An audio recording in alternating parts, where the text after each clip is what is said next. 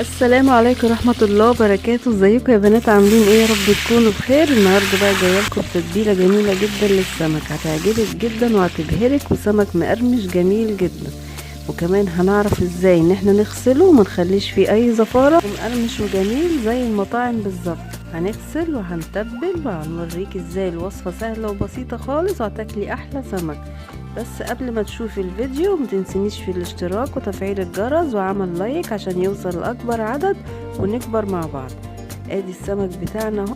هنشوف ازاي وصلنا للمرحلة الجميلة دي. سمك مقرمش جدا ولونه جميل وريحة التتبيلة فيه كانت جميلة جدا، هتعجبك جدا وهتعتمديها دايما على طول في الأسماك. يلا كده بينا نشوف عملنا ايه. واوعي تنسيني في الاشتراك واللايك وتفعيل الجرس عشان يوصلك كل جديد ونكبر مع بعض. يلا بينا نخش على الفيديو.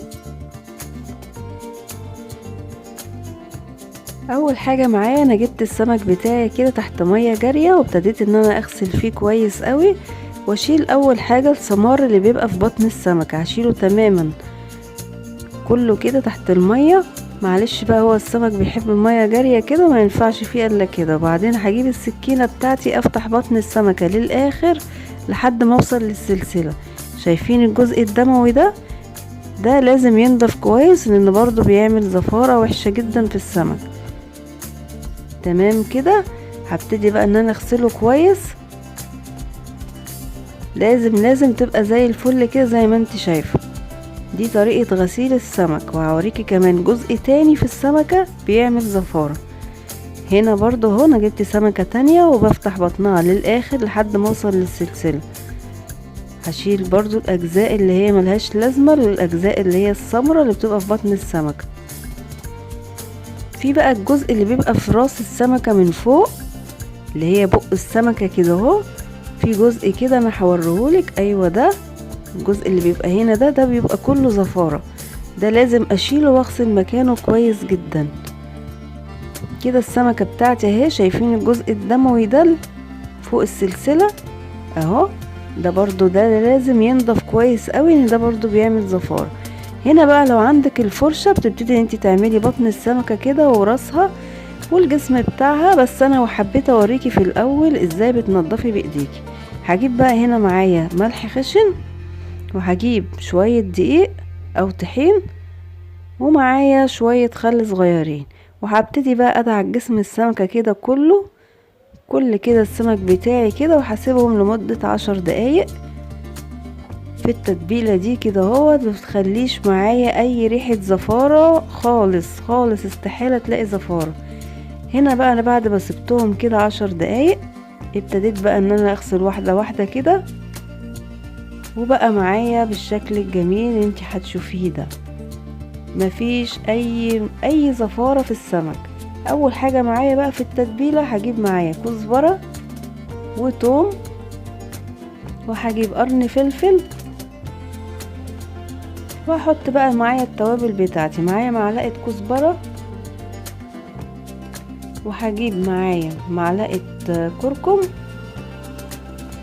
ومعلقة ملح كبيرة، وهحط معلقة صغننة كده من الفلفل الاسمر، وحطيت معايا معلقة كمون. عارفين طبعا السمك يعني كمون. كده التتبيلة بتاعتي جاهزة. طحنتها كده، وهحط ربع كاسة كده صغيرة من الليمون، واحط معلقة خل مع التتبيلة بتمنع الزفارة. كده التتبيلة بتاعتي جاهزة. هجيب بقى السمك بتاعي كده وهشقه كده من الجناب، اعمل فتحات بسيطة عشان تتبل معايا السمكة كويس. في نفس الوقت مع التحمير بتدي شكل كويس للتحمير، وتساعد ان هي السمكة تستوي بسرعة. هبتدي بقى ان انا اتبل كده كل السمك من جوه كده. عايزه اقول لكم التتبيله كانت ريحتها روعه روعه روعه. جربيها وقوليلي في الكومنتات ايه رايك في السمك ولونه. الكركم بيدي لون كويس جدا في السمك. هنا برضو كل السمك بتاعي كده هدي فتحات، بتتبلي السمكه وبتخليه التحمير بتاعه بيبقى جميل جدا وما بياخدش وقت. كله كده هبتدي اتبل فيه.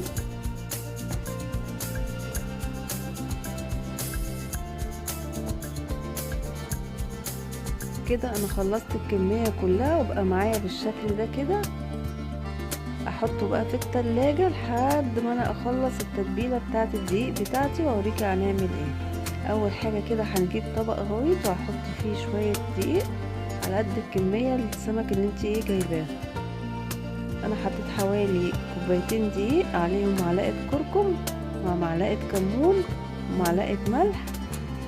واخر تكة معايا بقى هجيب معلقتين بقسماط او معلقتين فيجيتار. اللي ما يعرفش البقسماط، المعلقتين دول هيفرقوا معاكي جدا في الطعم، هيبقى احلى من المطاعم. هنا بقى هجيب بولة وهحط فيها بقية التتبيلة بتاعتي اللي اتبقت، وهحط معاها شوية مية حوالي نص لتر، وهحط لهم الملح بتاعهم. كده التتبيلة بتاعتي جاهزة.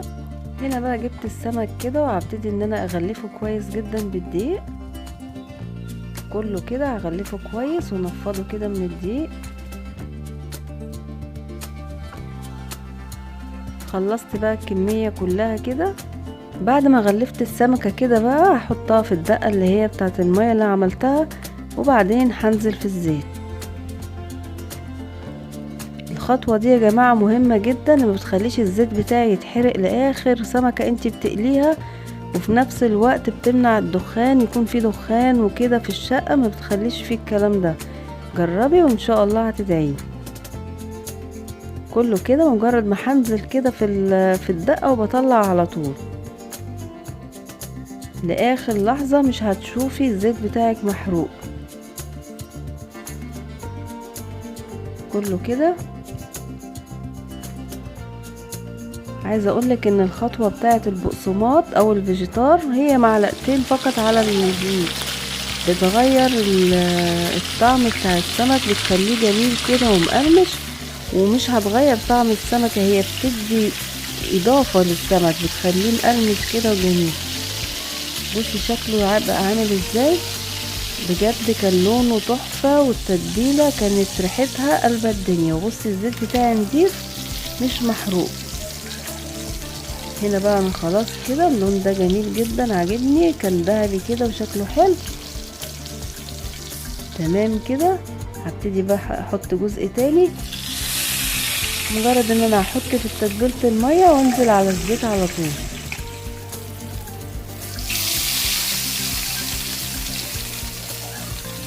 كله كده. الكركم بيدي لون حلو قوي للسمك. بصوا لونه كان عامل ازاي، يعني اللون الذهبي ده كان جميل جدا كده، فبكتفي باللون ده. بجد كان احلى من المطاعم، ونضيف على ايدك انت اللي عاملاه، حاجه ضمنها. ويا رب تكون الوصفه بتاعتي عجبتك وجربيها وقولي لي رايك. واوعي طبعا تنسيني في الاشتراك وتفعيل الجرس عشان يوصلك كل جديد، وعمل لايك للفيديو عشان يوصل لاكبر عدد. والسلام عليكم ورحمه الله وبركاته.